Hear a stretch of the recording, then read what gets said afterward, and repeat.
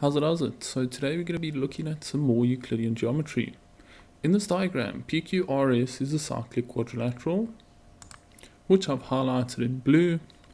RQ is equal to RS, that is shown with these little lines, and ST is a tangent, which is shown in green.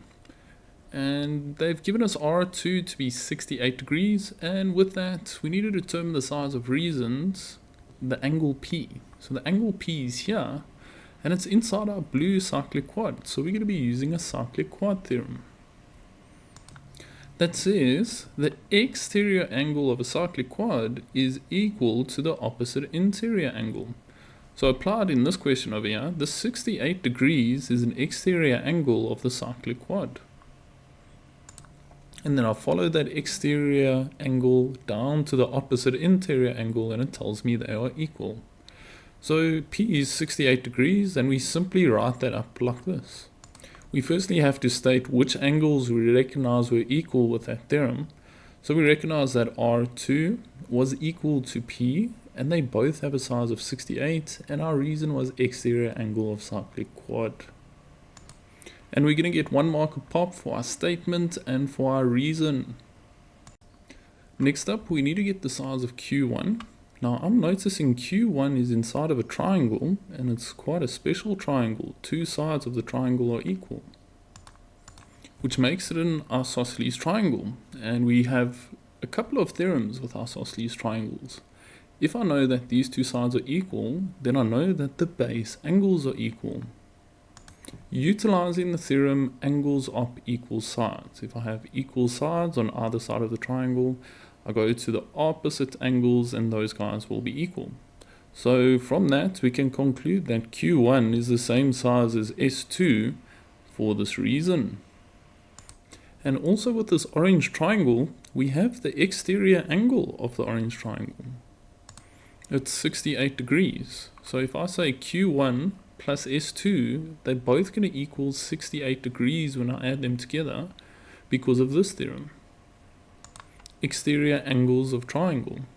So I add together the opposite interior angles and they give me this exterior angle over here. So applied to our scenario, if I say S2 plus Q1, it's going to equal 68 for this reason. And then after I've written that up, we know that S2 is the same size as Q1. So I'm going to change this S2 to a Q1. And Q1 plus Q1, it's like X plus X. So it's going to be 2Q1.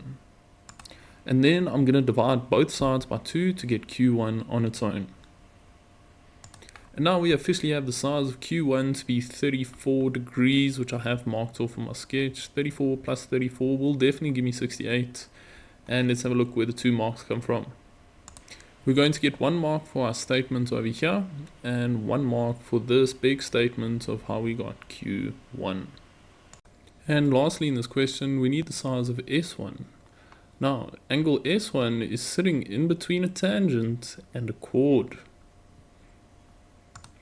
So we're going to utilize the tan chord theorem. Tan is short for tangent, which states the angle between the tangent and the chord is equal to the angle that this chord subtends. So we've got to find out the angle that is being subtended by the chord. So we go to either end of the chord and follow it down. And if I follow those ends down, it takes me to Q1, 34. So S1 will be equal to Q1, 34 degrees for this reason, tan chord theorem. And we simply just write it up like this. S1 is the same size as Q1, which are both 34 degrees for the tan chord theorem. And let's have a look where the 2 marks come from. We clap 1 mark for the statements and we clap 1 mark for the reason, and then we've officially waxed this question, my bro.